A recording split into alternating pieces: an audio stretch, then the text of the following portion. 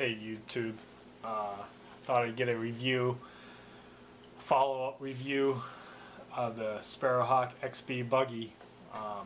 My first review was out of the box, what I thought of it, new out of the box. This is, did some changes to it so you guys can see.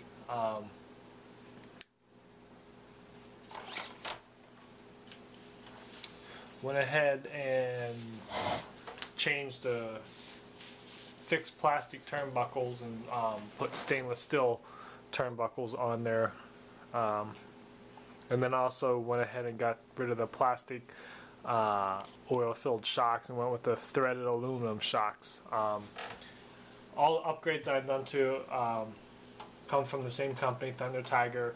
Downfall of upgrades is there's not a lot of aftermarket support for this Buggy. All the aluminum parts, graphite parts, anything like that that you want to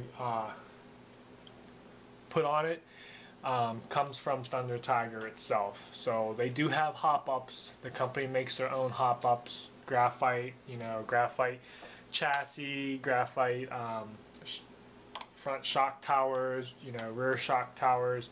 They have aluminum steering post, aluminum motor mount, aluminum hub carriers, all that stuff that you want to do to hop it up, you can. It's all through the Thunder Tiger line. But as for aftermarket support, there isn't much. But so far the quality of the Thunder Tiger seems pretty good, so I've been pretty pleased. The aluminum shocks, only downfall with the aluminum shocks, they're very smooth, 30 weight oil, and all the way around. They're threaded up top, but the problem is the bottom cap isn't threaded. It's actually a plastic cap. It snaps on. I have blown out one of the shocks, getting it airborne, only once though. But other than that, they've held up pretty good. They're very smooth. I like them. Only thing I don't like about them is just this plastic cap should have been threaded instead of snapped on. Let me go ahead and take the lid off. Took out all the stock electronics and upgraded the electronics. Ended up upgrading the servo to associated XP digital 1015, high speed, high torque, very good servo. One of the better ones I've used. The motor has gone to motor and ESC is the new Castle short course combo. Kept the ESC, but got rid of the short course motor, the 4-pole. Took that out. It was a little too slow for the Buggy. Very good motor though, don't get me wrong, very good motor, just a little too slow for the Buggy.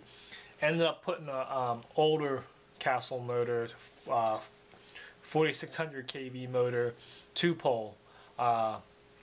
It's much faster. I like that motor in it better than the lower kV motor. Other than that, I haven't got to tear into the differentials, but that has to be next. I'm gonna have to tune that after about 4 2-cell lipo packs through it. It's starting to wear a little bit. I need to tune it now. Thinking about going with 10,000 weight, 5,000, 10,000 in the front, 5,000 in the back. I might go 7, 3, I don't know yet. But that needs to be done. Couple things one thing I didn't like about it, the wheels. I like the look of the wheels, but the plastic for a wheel is very soft. I've broken 2 of them already. They just seem a little. The plastic seems a little soft for a wheel. The other thing, the chassis on the bottom. It's a basic chassis. It's open on the bottom. I have black electrical tape covering up the open spot for the spur gear. Batteries here, it's open, ESC's open, motor's open. So if this is a front yard basher, if you're running in the street, you get a tendency of getting a rock up in there, and the spur gear is not enclosed, it's not covered, so you can get a rock in there that will tear up your spur gear. I haven't had that happen yet, so I'm not too worried about that. One thing I would check after a couple runs is your motor mount. This is a stock motor mount. They do make an aluminum motor mount that's a little better than this one. One thing you want to check is this screw here. Make sure it doesn't loosen up, because once that loosens up, this motor can move and you can strip your spur gear that way too. I haven't had that happen yet, but I do check it after a couple runs. I do check it, make sure it's tight. Other than that, the buggy's been pretty good. It's pretty quick. It's fun. I've just been mainly driving it up and down the street. We've had too much snow on the ground to really take it out. I didn't waterproof anything, so I'm not gonna be able to run it out in the snow. So, but been able to get up and down the street. It's very fast. Handles pretty well. Still need to do a little bit more tuning to it, but overall, I really like the buggy. It's been pretty solid. Oh, also I changed the wing. Took the Lexan wing off, put the plastic wing on. If you're racing, you might want to stick with the Lexan wing, because a couple crashes, a couple lands on the lid, most likely you'll probably break this plastic wing where it's attached. But that's, I mean, the plastic wing will cost a little bit more to replace versus a Lexan wing. But other than that, the buggy's good. I hope the review helped a few people that's been looking at it for I would say it's a mid to lower end four-wheel drive buggy.